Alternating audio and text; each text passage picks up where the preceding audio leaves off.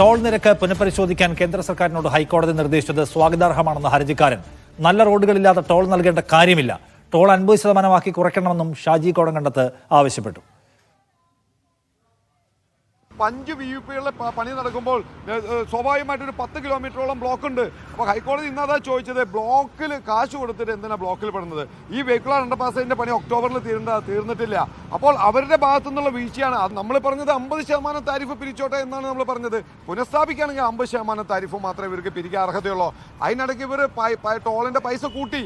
നമ്മൾ service റോഡിലൂടെയും panchayat റോഡിലെയും state ഹൈവേയുടെയും യാത്ര ചെയ്യുന്നതിന് എന്തിനാ ഇവർക്ക് ടോൾ കൊടുക്കണേ? അതിന് ഒരു ആവശ്യമില്ല ഇവർക്ക് ടോൾ കൊടുക്കേണ്ടത്. സുപ്രീം കോടതിയിലെ വിധിയിൽ കൃത്യമായി പറഞ്ഞിട്ടുണ്ട്, ടോൾ പിരിക്കുമ്പോൾ സുഗമമായി ഗതാഗതം ചെയ്യാനുള്ള അവസരം ഉണ്ടാക്കാൻ ദേശീയപാത അതോറിറ്റിക്കും കരാർ കമ്പനിക്കും അവർക്ക് അതിൻ്റെ ബാധ്യതയുണ്ട്. ആ ബാധ്യത നിറവേറ്റിയില്ലെങ്കിൽ അവർക്ക് മുഴുവൻ ടോൾ പിരിക്കാൻ അർഹതയില്ല. അതുകൊണ്ടാണ് കോടതി വീണ്ടും പറഞ്ഞത്, സെൻട്രൽ ഗവൺമെൻറ് ഇതിൽ ഇടപെടണം, സെൻട്രൽ ഗവൺമെൻറ്റിൻ്റെ താരിഫ് പുനഃപരിശോധിക്കണം, അത് വെള്ളിയാഴ്ച കോടതിയിൽ അറിയിക്കണമെന്ന് പറഞ്ഞത്.